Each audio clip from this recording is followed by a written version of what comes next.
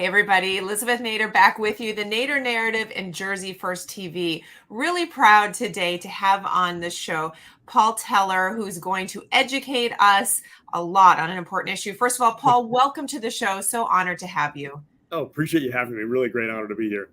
So Paul, everybody, is quite an experienced guy, and I can't possibly give his whole bio, but you do need to know that right now he is leading Advancing American Freedom, which is Vice President Pence's C4, which is a policy advocacy organization. And that comes off the heels, Paul, of you serving in the White House during the Trump Pence administration, quite some amazing positions.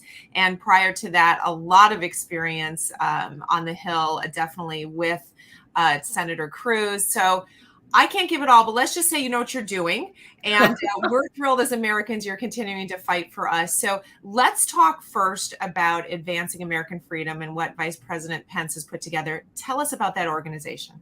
Yeah, absolutely. Thanks again for having me. I appreciate it. It is funny you get to a certain age and people start talking about your experience as a substitute for old age. But great to be here. Great to be here. It's been a true blessing. Great path fighting in the conservative movement. And yes, our latest perch for fighting, if you will, against the left and for freedom is Mike Pence's organization, Advancing American Freedom, like you just mentioned.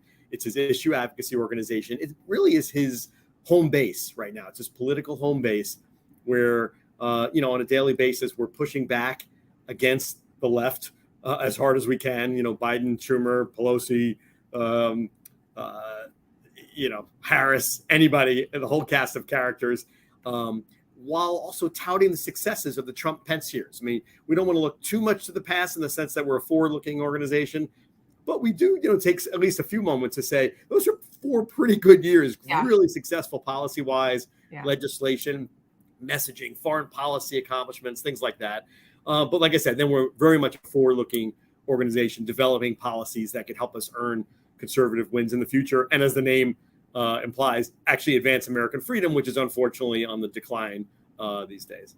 Yeah, no kidding. And I do think it's relevant to look back from the standpoint of what was achieved. I mean, you all achieved some amazing things on behalf of Americans. And I think more so now than ever, there is a bit of a looking back and saying, oh my gosh, if only, right? Yeah, and, exactly. And the vice president was a big part of that. And so his mission does need to continue. Now, there are many things you guys are doing, and I pay attention to that, as do others, but there's something that's been bubbling here as part of this, I'm going to say, woke movement, and it's called ESG, Environment, Social Governance. Now, this needs to be explained a little bit, Paul, because people are just sort of starting to understand it, and you guys are on the forefront of fighting it. So let's start with a little education on what is ESG. Yeah, appreciate it. If those aren't 3 letters that sound familiar to your viewers, they will soon, and start looking into it because it's really impacting all of us. Vice President Mike Pence actually really caught eyes when he wrote a big op-ed on it in the Wall Street Journal. Got a lot of attention in those circles and elsewhere. But yeah, basically, without getting into all the gory details, we certainly don't have time for that. But it's basically, think of it this way: it's when either a credit rating agency or a financial institution, a bank, something like that, prioritizes left-wing social goals over actual financial success. So in other words, if it's, you've got a credit rating agency that is determining, gee, is company XYZ credit worthy or not? And, it's supposed to look at things like, what are its revenues? What are its expenses? How many employees? What's its business plan? Things like that. But instead, what they're doing is they're putting a high price on, how much are they doing for the green energy agenda? How much are they cutting their carbon footprint per employee and discouraging the use of cars and other things that don't have a lot to do with the direct business and whether the business is successful and meeting its goals and adhering to its shareholders in the case of a public company.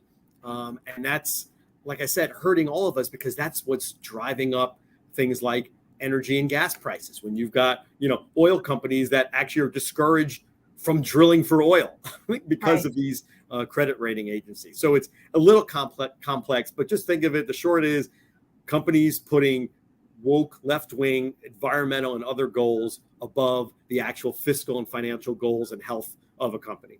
So that's pretty dangerous to capitalism.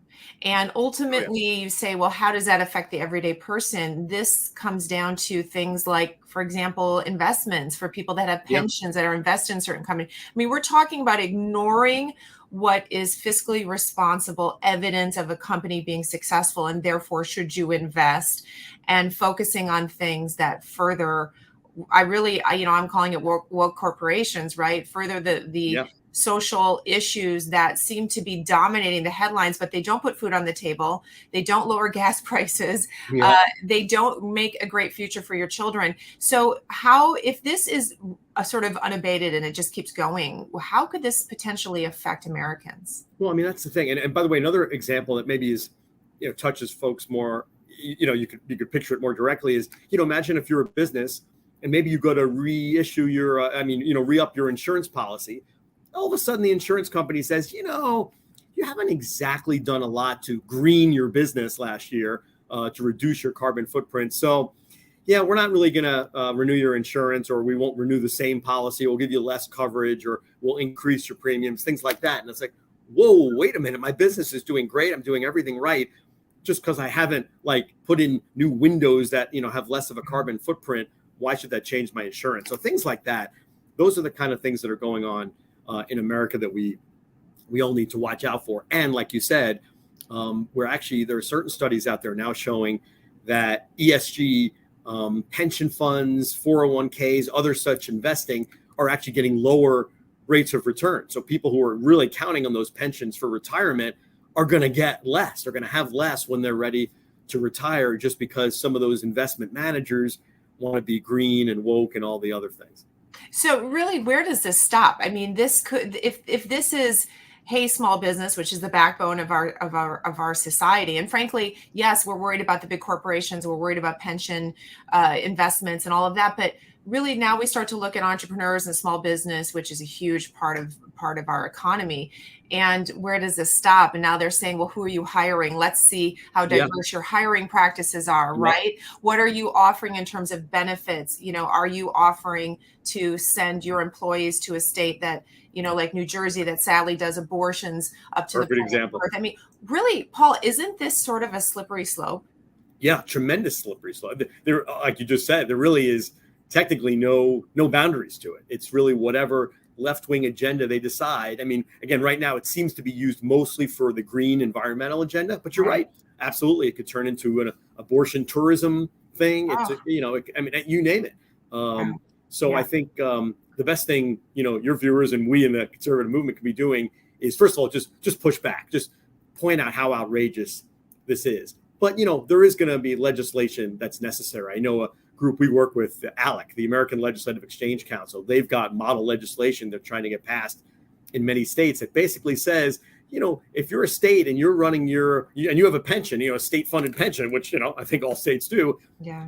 You can't just yield your voting of your shares to those big kind of fund managers up in Wall Street. You actually have to vote yourself, the state's interests yourself, kind of taking back control of state interests, things like that. So there'll be ways to push back. And West Virginia, for example, is a state that's already doing it against big Wall Street firms that are saying, we're not going to invest in coal. Well, West Virginia said, great, you're not going to invest in coal? Well, you're not going to have your money here in West Virginia. So it's a great way to push back. Yeah, I saw that. That's encouraging. Let's take a moment and look at what Vice President Pence had to say about this specifically at a recent talk. Oh, appreciate it. The president's climate envoy, John Kerry, is pressuring banks to refuse to make loans to U.S. oil and gas companies, making it virtually impossible to increase production. Liberal activist investors are forcing private companies to abide by ESG investing principles, elevating left-wing environmental, social, and corporate governance goals over the interests of the business, shareholders, or employees. I mean, look at what's happened to ExxonMobil. An insurgent shareholder backed by BlackRock, the world's largest asset manager, has forced Exxon to put 3 environmentalists on its corporate board, and those 3 are now working to undermine the company from the inside. In states like Texas, with massive employee pension funds invested in the stock market, would be well advised to rein in these massive investment funds that are pushing a radical ESG agenda. It is time for freedom-loving states to use our resources to stand for free enterprise and American energy. Excellent. Okay, so he's obviously not the only one speaking out, but thankfully he is, because he has a great platform. I want to read you a quote from Elon Musk, who didn't get a great rating in this arena, which is just ironic on so many ways. And he said about this that ESG is a scam. And this was building on something he said earlier, where he labeled the practice the devil incarnate. So, it's interesting how Elon's looking at it and saying, look, I mean, how is it that I'm not getting a good rating? I think he's sort of feeling that pressure. Peter Thiel called ESG a hate factory for naming enemies. So now all of a sudden this starts to feel like it's weaponized. Again, yes. I feel like this is sort of the topic du jour. What are we using to weaponize against those that we don't believe in, or don't believe in us, or in supporting? Isn't this becoming the cancer in America right now? Well, yeah, and here's an angle to it also, which is baffling. We're still trying to get our heads around it. A lot of the folks who are pushing an ESG agenda say it's about the environment, that kind of thing, right? They want to, save the climate, things like that. Right. But here's the thing. A lot of times they just steer investment away from American companies and into Russian and Chinese companies who produce energy with far fewer, clean air regulations, and with far fewer labor protections, et cetera, et cetera. So it's like, wait a minute, if you're about the environment, we basically have one big environment for the planet, right? In other words, if you pollute in China, it's not like it's not going to make its way to the United States. Right. I don't understand why they would take investment away from, cleaner, more modern American energy and towards, still catching up and much dirtier energy in China, Russia, and elsewhere. Yeah, I can't imagine either. But this is all going into sort of this elitism and, the one world they're trying to pull together. It doesn't make sense. But for the everyday person who's looking at this saying, okay, so I get that now, that's scary. We're seeing some states push back. In your opinion, will this be a state by state issue? Or do you see, after what we hope is a lot of change in November, Congress taking action? Yeah, I do think there'll be some congressional action. I mean, let's face it, I think ultimately, the best way to solve this is at a state level, but I do think there's a federal role, especially since when you're talking about publicly traded companies, that's certainly a federal role.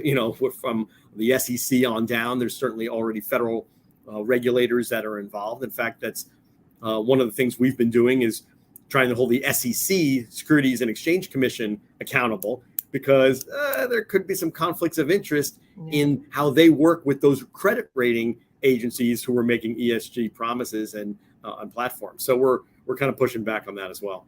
So I have to ask you, who started this? Where do we know the origins of this? Is it something that just, you always wonder, these things just start. We saw AOC bring in the new Green Deal and all that. And so we sort of know where that came from. Someone took on the banner of ESG. Who do we even know who the originator or what group is the originator of this? That's a great question. I'd have to do a little more research for sure. What I've heard some people say is BlackRock is, the firm that was that Vice President Pence mentioned in that clip, that because it's just one of the largest and therefore most powerful asset managers on Wall Street. And I think they just developed it and had the power to implement it. That's crazy. We need to watch what they're doing, definitely. So this is something Americans need to be aware of. I want to thank you and the Vice President for making us aware, but also pushing back. And hopefully the states will step up. And if needed, hopefully Congress will act once Congress is actually functioning much better next year. Let's pray. Amen to that. I want to ask what else you're doing as a C4. And for those who don't really understand what that designation is, it's it's advocating for good policy, advocating for social causes and things that we need to make this a stronger country. So obviously you guys have been doing a lot. I've seen so much come from you. What else can you highlight that the Vice President is focusing on? Oh, I really appreciate it. Well, first of all, I should also point out, literally as soon as you and I, hang up today, we are having a coalition meeting in our office about what we call the freedom in finance. And we're going to not only talk about ESG, but just a whole suite of issues within that bucket of how the left is really trying to kind of squeeze Americans through financial tools and things like that. So we're going to really expand our work on that issue. But other things we've done, and it's related to this, is pushing back against the left's shutting off of American energy. I mean, it's just outrageous that we turn off the spigot in a lot of ways on American energy that's right under our feet. And then you see our president shamelessly going to the Middle East, with an outstretched hand or, a fist bump to beg others to produce energy. Again, not only that we have it, but we can get it out of the ground much cleaner, much quicker, in a much more modern way. We should be doing that more. So we've got a video and ad campaign that's on our website at advancingamericanfreedom.com. You can check that out. And in a big, more broad sense, something we talked about when I was at your excellent conference a few months ago up there in New Jersey, we talked about the freedom agenda, which is just this suite of ideas across all kinds of issues that we put out, basically saying, if you want ways to restore American freedom, whether it be in the bucket of American culture, American opportunity, American leadership, here are some ideas for you with decent amount of detail. Not too much. It's not a big giant think tank product that you won't get through. It's something you can take to the beach this summer, breeze through it in an hour or less, and get a lot of just great policy ideas to use in your work, your conversations.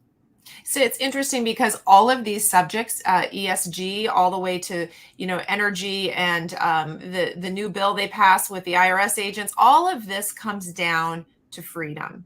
And it's the essential core aspect of who we are as a country and what we believe in. And like never before, we have to protect it. Who would have thought, Paul, that you would have to create an organization with Vice President Pence focusing on protecting freedom? It was something we took for granted forever. And it feels as though many of us who would be considered conservatives or constitutionalists or whatever you want to call us, who love this country, were we asleep at the wheel for the past 50 years? Has this been a slow march to Marxism? What happened that we're suddenly needing to protect the very thing that is core and central to who we are? And without it, we're lost.